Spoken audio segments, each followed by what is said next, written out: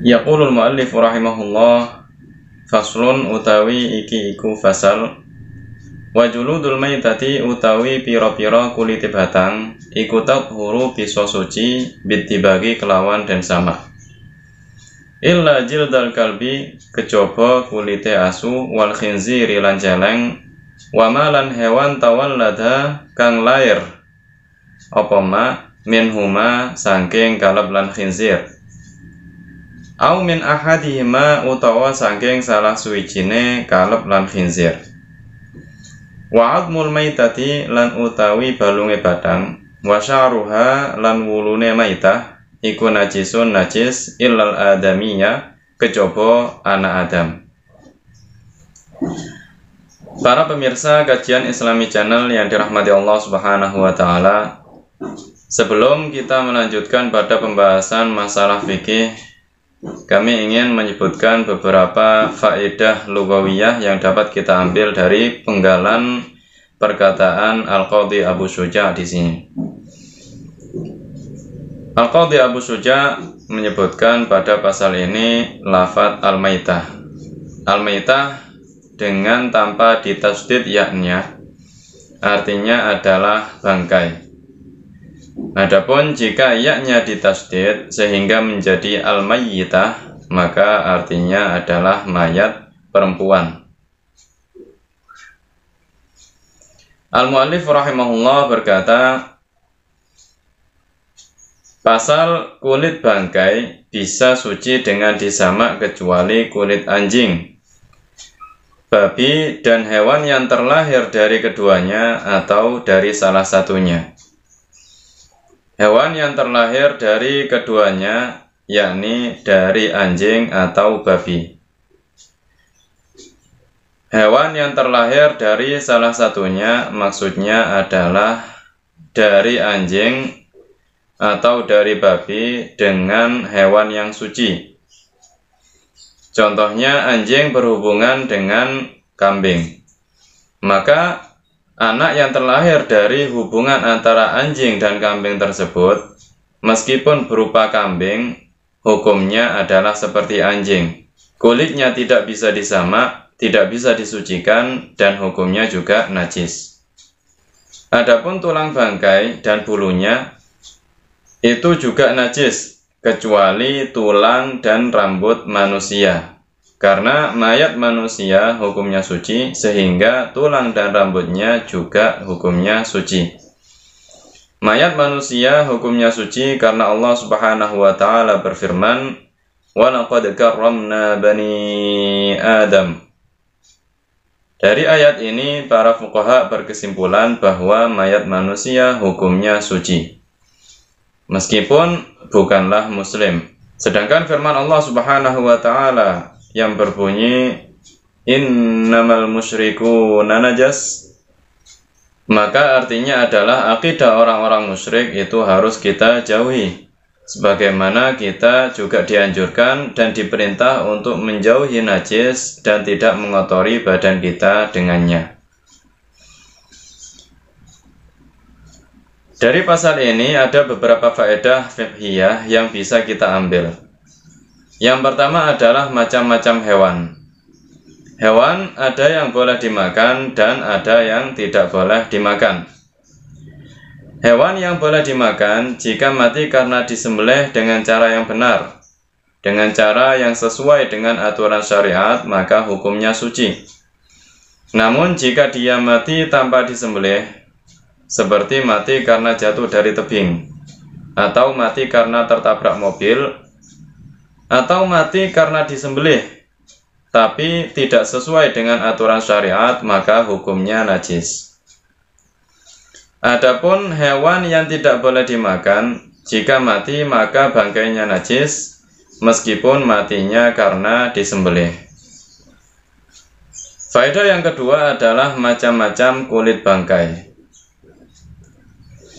Kulit bangkai yang bisa disucikan dengan cara disama adalah kulit bangkai yang dihukumi najis karena mati tanpa disembelih, yakni kulit bangkai hewan selain anjing, babi, dan yang terlahir darinya. Adapun kulit bangkai anjing, babi, dan yang terlahir dari keduanya atau dari salah satunya, maka tidak bisa disucikan meskipun dengan disamak. Karena najisnya bukan karena mati tanpa disembelih, akan tetapi karena zatnya memang najis atau najisul ain. Faedah yang ketiga adalah cara menyamak kulit bangkai. Cara menyamak kulit bangkai yang pertama adalah dengan menghilangkan bulu yang menempel pada kulit tersebut jika ada. Kemudian menghilangkan sisa-sisa darah, gaji, dan lainnya yang bisa menjadikan kulit tersebut busuk dengan menggunakan sesuatu yang keras yang bisa mencongkel hal-hal tersebut. Dengan menggunakan alat apapun yang bisa mencongkel darah, gaji, dan lainnya yang bisa menjadikan kulit tersebut busuk. Contohnya seperti sikat yang keras, sikat yang kasar, atau dengan menggunakan buah afos, atau dengan menggunakan alat-alat lainnya. Intinya, sisa-sisa darah, gaji, dan hal-hal yang bisa menjadikan kulit tersebut busuk itu harus dihilangkan. Kemudian setelah kulit tersebut bersih dari semua hal tadi, maka dia telah keluar dari hukum najisul ain, telah keluar dari hukum bendanya najis, dan dihukumi seperti sesuatu yang terkena najis, dihukumi seperti baju yang terkena najis. Maka cara selanjutnya, cara kita mensucikannya yaitu dengan cara dibasuh dengan menggunakan air yang suci dan mensucikan. Apabila langkah-langkah ini telah kita lakukan, maka kulit tersebut dihukumi suci dan bisa kita gunakan. Faedah selanjutnya adalah hukum anggota badan yang terpisah. Anggota badan yang terpisah dari hewan yang bangkainya suci, seperti belalang, ikan, dan pastinya juga manusia, maka hukumnya juga suci. Sehingga apabila ada seseorang diamputasi kakinya atau tangannya, maka potongan anggota tubuh dari orang tersebut hukumnya suci, karena mayat manusia hukumnya suci. Sedangkan anggota badan yang terpisah dari hewan yang bangkainya najis, maka hukumnya juga najis. Apabila ada kambing yang masih hidup kemudian ekornya dipotong, maka potongan ekor tersebut hukumnya najis, karena bangkai kambing hukumnya najis. Kemudian faedah selanjutnya adalah hukum bulu hewan yang terpisah. Bulu hewan yang terpisah dari hewan yang boleh dimakan seperti ayam, kambing, dan lainnya hukumnya suci. Sedangkan bulu yang terpisah dari hewan yang tidak boleh dimakan, maka hukumnya najis. Contohnya seperti bulu kucing.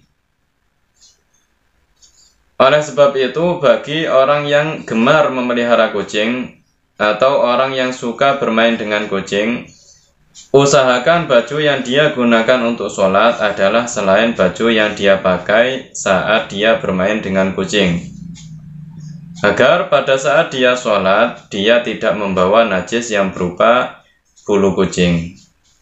Bulu kucing ada kalanya hukumnya najis dan dimakfu, dan ada kalanya hukumnya najis dan tidak dimakfu.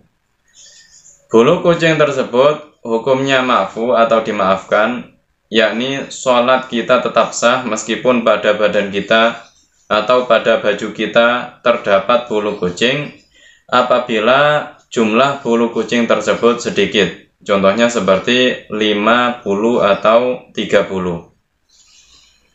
Adapun jika jumlah bulu tersebut banyak, seperti 50 bulu atau lebih, maka najisnya tidak lagi dimakfu. Sehingga apabila ada orang sholat, pada bajunya terdapat bulu kucing yang banyak, maka sholatnya tidak sah.